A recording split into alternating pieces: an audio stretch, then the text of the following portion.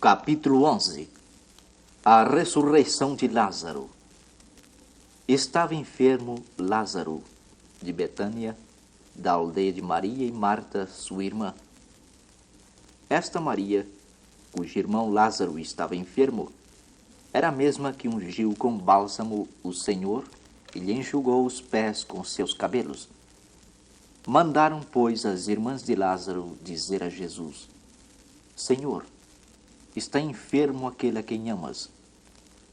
Ao receber a notícia, disse Jesus: Esta enfermidade não é para a morte, e sim para a glória de Deus, a fim de que o Filho de Deus seja por ela glorificado. Ora, amava Jesus a Marta e a sua irmã e a Lázaro. Quando, pois, soube que Lázaro estava doente, ainda se demorou 2 dias no lugar onde estava. Depois disse aos seus discípulos: Vamos outra vez para a Judeia. Disseram-lhe os discípulos: Mestre, ainda agora os judeus procuravam apedrejar-te, e voltas para lá? Respondeu Jesus: Não são 12 as horas do dia? Se alguém andar de dia, não tropeça, porque vê a luz deste mundo. Mas se andar de noite, tropeça, porque nele não há luz. Isto dizia, e depois lhes acrescentou: Nosso amigo Lázaro adormeceu, mas vou para despertá-lo. Disseram-lhe, pois, os discípulos: Senhor, se dorme, estará salvo. Jesus, porém, falara com respeito à morte de Lázaro, mas eles supunham que tivesse falado do repouso, do sono. Então Jesus lhes disse claramente: Lázaro morreu, e por vossa causa me alegro de que lá não estivesse, para que possais crer. Mas vamos ter com ele. Então Tomé, chamado Dídimo, disse aos condiscípulos: Vamos também nós para morrermos com ele.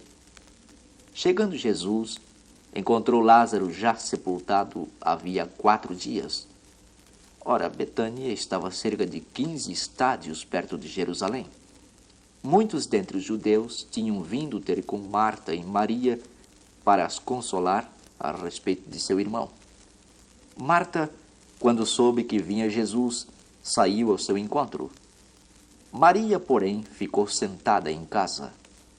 Disse, pois, Marta a Jesus: Senhor, se estiveras aqui, não teria morrido meu irmão.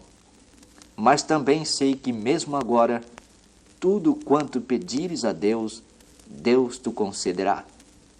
Declarou-lhe Jesus: Teu irmão há de ressurgir. Eu sei, replicou Marta, que ele há de ressurgir na ressurreição, no último dia.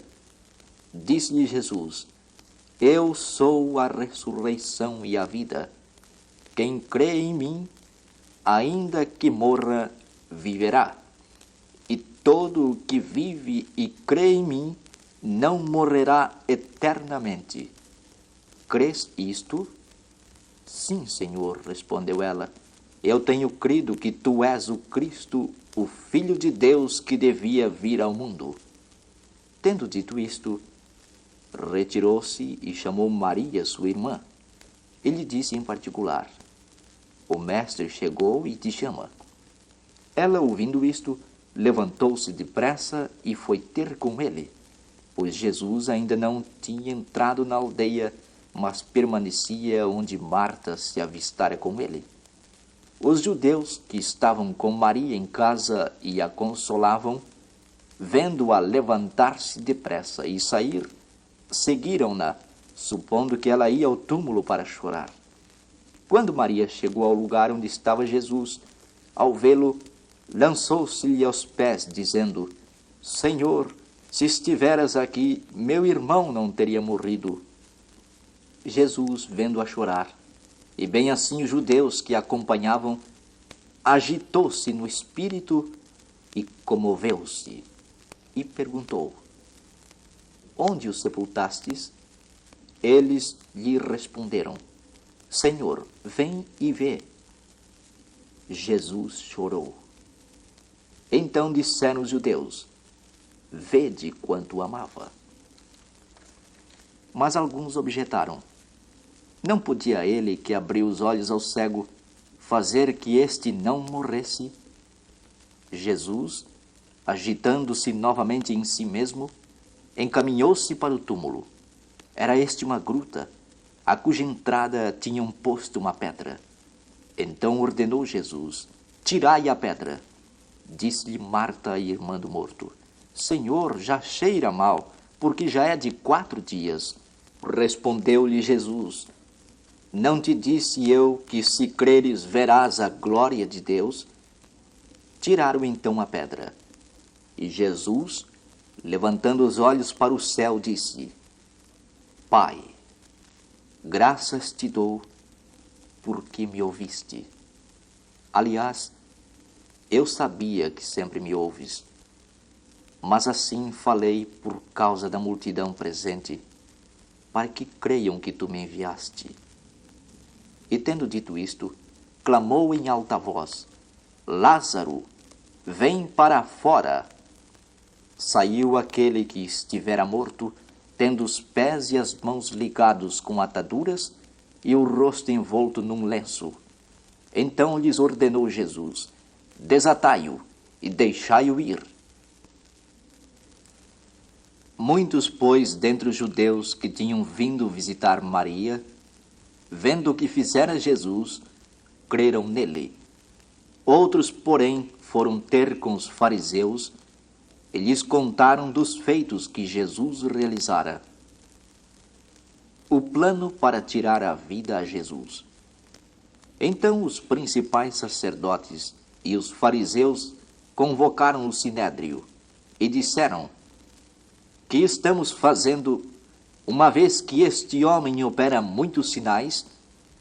Se o deixarmos assim, todos crerão nele. Depois virão os romanos e tomarão não só o nosso lugar, mas a própria nação.